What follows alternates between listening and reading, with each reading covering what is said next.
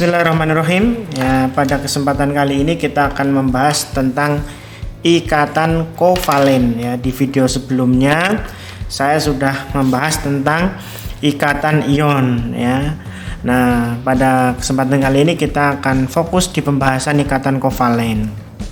Nah, teman-teman, pada dasarnya ikatan kovalen ini, ya, kalau kita kaji ya secara definisi itu, ikatan ini disebabkan karena adanya pemakaian bersama pasangan elektron.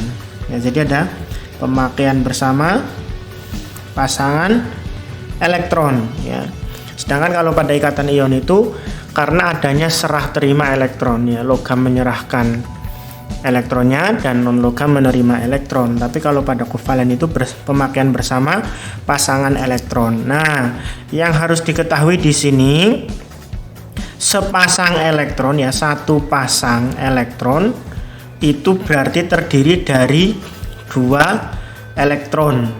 Ya, satu pasang itu berarti ada dua elektron. Ini harus teman-teman pahami dengan baik ini, ya, sebagai nanti pemahaman pada ikatan kovalen tunggal, rangkap 2 dan rangkap 3. Jadi satu pasang elektron itu isinya dua elektron, gitu ya. Nah, ikatan kovalen juga bisa dipahami, ya, kalau secara zatnya atau unsurnya, penyusun ikatan kovalen itu semuanya adalah non logam. Jadi ketika non logam, ya, dengan non logam berikatan, itu pasti ikatannya adalah ikatan kovalen. Ya, sebagaimana kita ketahui kemarin, ya, ini tidak menjadi patokan. Yang namanya non logam, ya, saya singkat dengan NL, itu umumnya memiliki elektron valensi lebih besar sama dengan 4 umumnya. Ini tidak menjadi patokan, ya. Nah, jadi kalau non logam dengan non logam berikatan itu nanti akan terbentuk ikatan kovalen. Nah, yang harus kita pahami lagi, ya, di ikatan kovalen ini, ikatan kovalen ini punya 4 jenis ikatan, ya, punya 4 jenis ikatan. Ikatan yang pertama itu adalah ikatan kovalen tunggal. Ya, kovalen tunggal. Apa yang harus diketahui pada ikatan kovalen tunggal? Pada ikatan kovalen tunggal itu ada pemakaian bersama sepasang elektron, ya. Jadi yang dipakai bersama itu hanya satu pasang elektron. Berarti ada dua elektron yang dipakai bersama-sama. Ya, kita istilahkan dengan sepasang atau satu pasang elektron pada kovalen tunggal. Ya. Tapi pada kovalen rangkap 2, ya, kovalen rangkap 2, berarti di sini dia ada dua pasang elektron yang dipakai bersama-sama. Demikian pula pada kovalen rangkap 3, berarti ada 3 pasang elektron yang dipakai bersama-sama, gitu ya. Nah, yang unik di sini itu ada pada ikatan kovalen itu ada istilah namanya ikatan kovalen koordinasi. Ya, ikatan kovalen koordinat biasanya dikenalnya. Nah, ini cirinya jika, ya, sepasang elektron yang dipakai bersama ini hanya berasal dari salah satu atom saja. Jadi sepasang elektronnya itu berasal dari salah satu atom saja, itu kemudian dipakai bersama-sama, maka itu dinamakan dengan ikatan kovalen koordinasi. Ini teman-teman harus ketahui sekali, ya, sebagai pengetahuan dasar untuk memahami yang namanya ikatan kovalen. Ada hal penting lainnya, ya. Di dalam ikatan kovalen, ya, di dalam ikatan kovalen, setiap atom jika dia mau mencapai kestabilan, misalnya dia mau menerima 2 elektron untuk mencapai kestabilan, maka dia juga harus memberikan 2 elektron. Ya, untuk lebih jelasnya nanti kita bahas di dalam contoh ini, ya, yang sudah saya sediakan.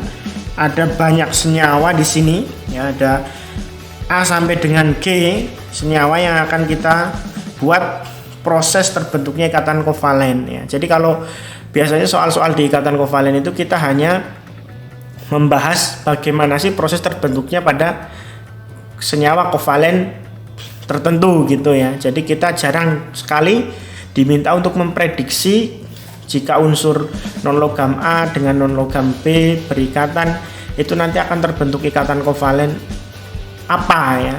Maksudnya akan terbentuk rumus apa gitu, itu jarang sekali ya, meskipun ada pertanyaan yang seperti itu. Baik, untuk lebih jelasnya kita langsung jawab saja ya. Karena ini senyawanya ada banyak, maka kita gambar Lewisnya dulu semua ya. Dari H ya. Dari H dia berarti kan cuma satu ya, satu berarti kalau kita konfigurasikan ya cuma satu H ini khusus untuk H, dia kan mencapai kestabilan dengan membentuk kaidah duplet ya, berarti dia nanti hanya akan menerima satu elektron ya. Nah, H kalau dia mau menerima satu elektron, maka imbasnya ya, ini saya tulis imbasnya atau kewajibannya ya, imbasnya dia juga harus memberi satu elektron ya, harus memberi satu elektron, begitu ya. Ini ciri khusus senyawa kovalen atau dalam ikatan kovalen. Jika atom itu mau menerima satu elektron, maka dia harus berikan satu elektronnya juga ke atom lain. Kalau dia mau menerima dua, ya dia harus berikan dua juga kepada atom lain. Ini kovalen ya, penting ya. Nah, berarti struktur Lewisnya kalau kita gambar H itu adalah berarti ada atom H. Misalnya kita gambar dengan titik gitu ya, enggak apa-apa, satu titik. Nanti ketika penggambaran senyawa bolehlah kita ganti dengan tanda yang lain, misalnya silang, kotak, cinta atau apalah ya, terserah ya. Kemudian di sini ada S ya, S ini adalah berarti dia 16 ya. Maka berarti kalau dikonfigurasikan 2, 8, 6. Karena dia 6 ya, ini kan non logam ya, berarti dia akan menerima 2 elektron. Maka dia berarti harus memberi 2 elektron juga ya, menerima 2 berarti dia harus memberi 2. Nah, ini nanti berarti kalau kita gambarkan ya, berarti ada S ya dengan elektron valensi ya, boleh kita gambarkan dengan silang ya. Elektron valensi sebanyak 6 begini ya, ini untuk S. Kemudian ada O ya, O ini 8, berarti kalau kita gambar berarti 2,6 ya, berarti dia juga mau menerima, karena baru 6 ya, berarti untuk mencapai 8 non logam itu harus menerima elektron, berarti mau menerima 2 elektron. Maka dampaknya ya, dia juga harus memberi sesuai dengan yang diterima, memberi 2 elektron ya. Berarti O ini kalau kita gambar juga samalah dengan S ya, sama-sama elektron valensinya 6 ya. Nah, kita misalnya gambar elektron valensinya ini dengan kotak, enggak apa-apa ya. Kemudian ada P15 ya, P15 berarti kalau kita konfigurasikan 2, 8, 5. Karena 5 berarti dia akan menerima 3 elektron. Kalau dia menerima 3 elektron berarti dia juga harus memberi 3 elektron ya. Berarti untuk P gambarnya nanti ada atom dengan elektron valensi sebanyak 5 ya, ini P. Kemudian ada lagi Cl17 ya, kita konfigurasikan semua 2, 8, 7. Berarti karena 7 dia untuk mencapai 8 dia hanya menerima 1 elektron ya. Berarti nanti dia juga harus memberi 1 elektron dalam ikatan ya. Cl berarti elektron valensinya ada 7. Kita gambar begini ya. Kemudian ada C6. C6 berarti kalau dikonfigurasikan 4 berarti untuk mencapai 8, 4 itu kan non logam ya, berarti dia akan menerima 4 elektron. Berarti dia juga nanti harus memberi 4 elektron dalam ikatan gitu ya. Nah, nanti kalau digambar C ini ada 1, 2, 3, 4 ya, boleh digambar bebas lah elektron valensinya. Kemudian ada N7 ya, N7 berarti 25 ya, 5 berarti akan menerima 3 elektron untuk mencapai 8, maka dia juga harus memberi 3 elektron ya. N kalau kita gambar 5 ya. Nah, 5. Kemudian ada B5. Nah, B5 ini berarti 2,3 ya. Boron ini kalau dia berikatan ya, dia adalah suatu non logam ya, non logam.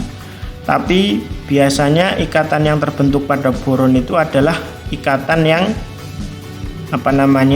dia nanti menyimpang dari kaidah oktet dan duplet ya, menyimpang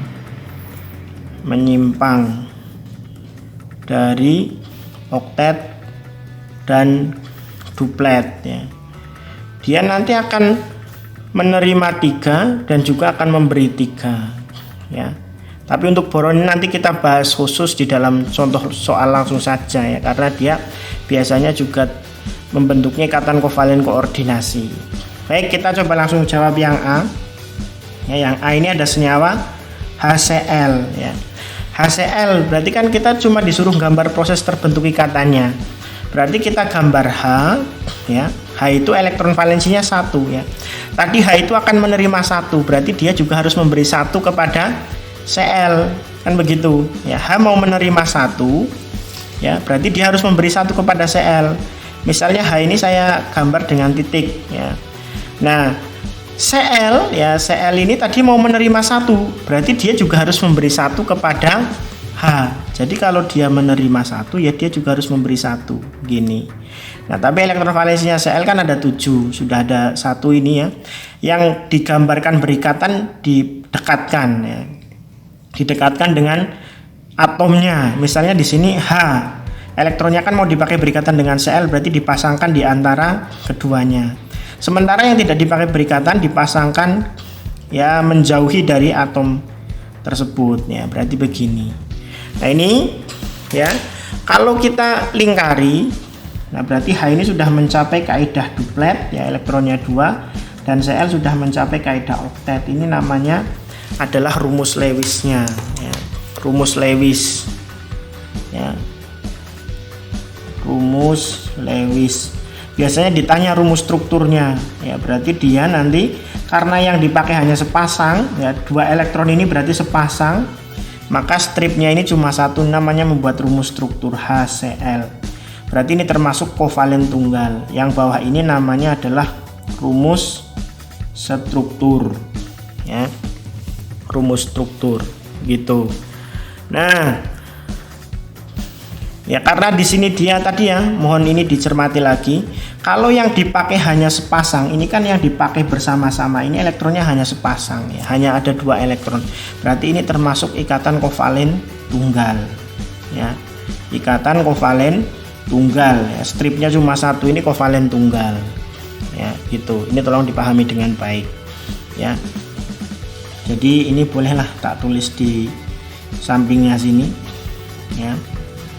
Termasuk kovalen tunggal ya. Kovalen tunggal. Nah, nanti coba selanjutnya kita yang B. Yang B ada PCl3.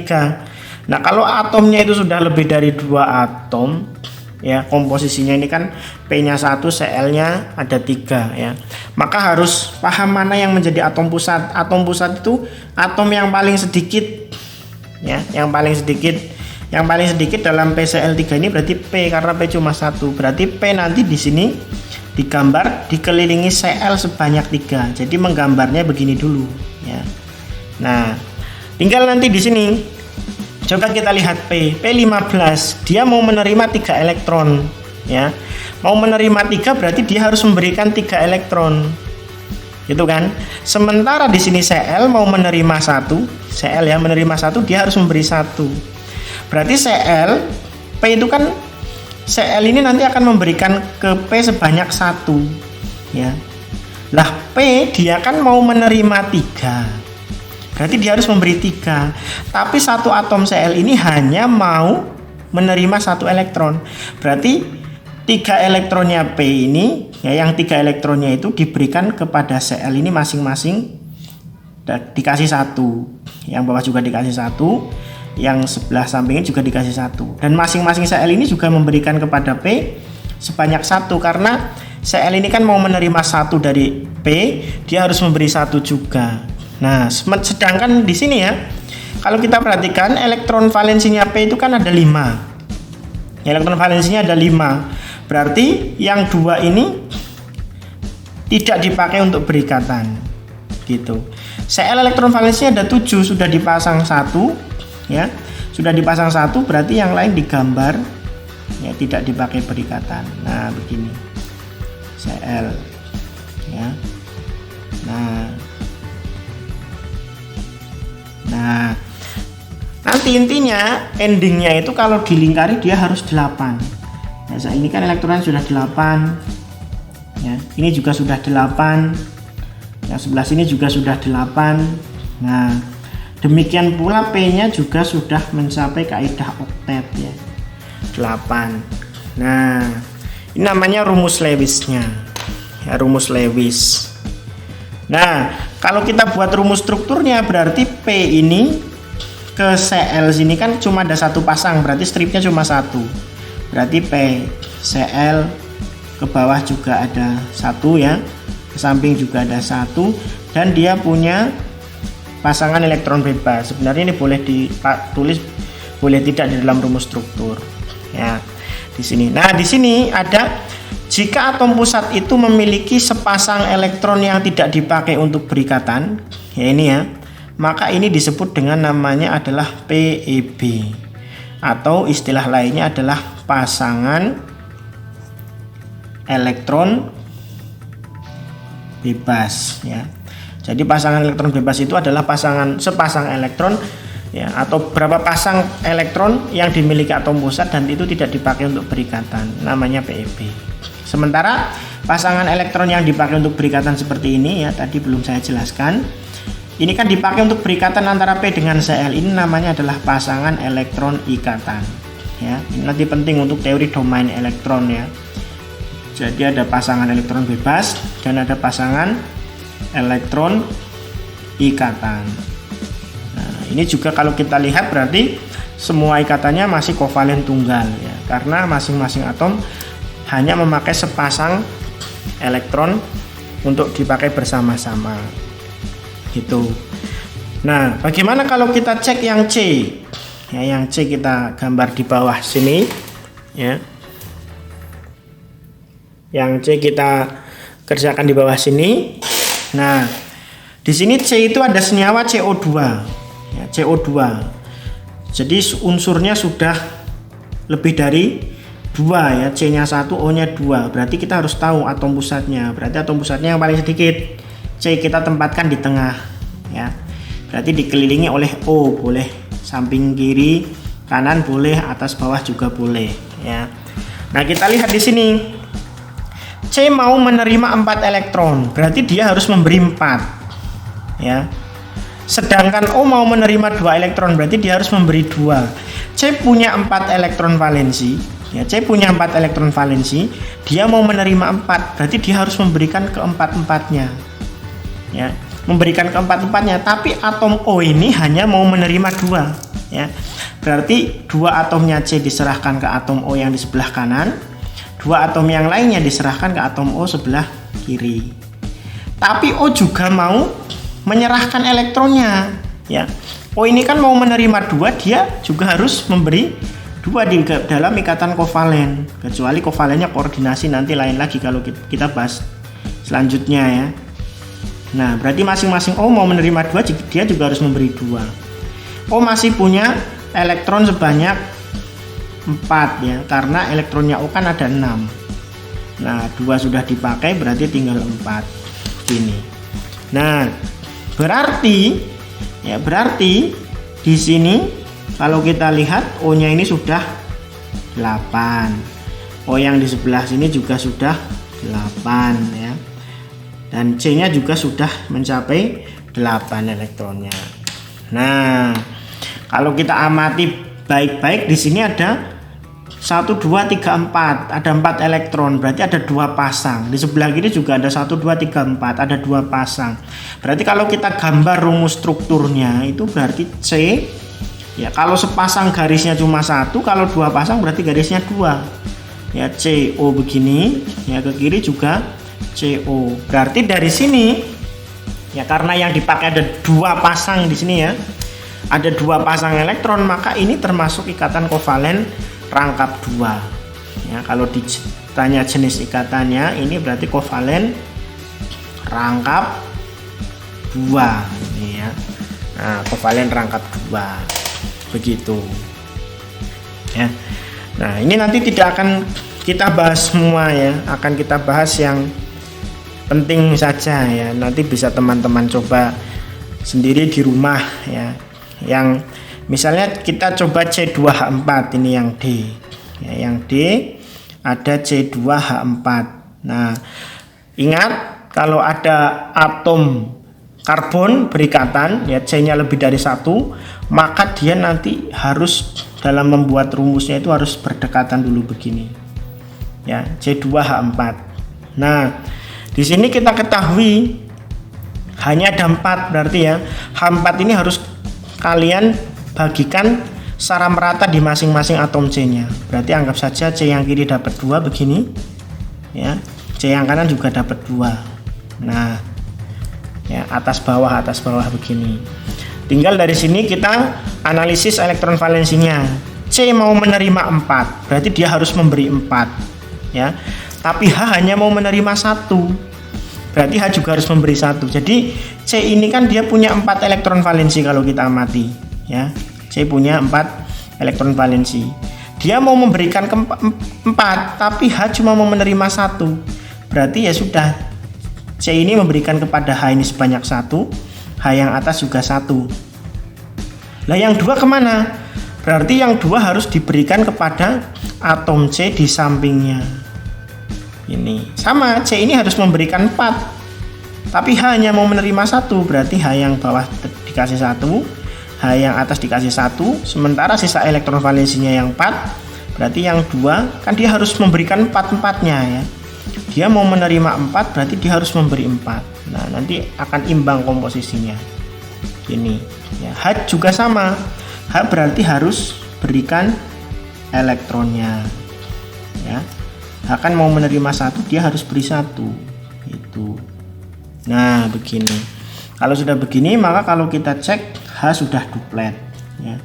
H atas juga sudah duplet. C yang ini sudah mencapai 8 ya.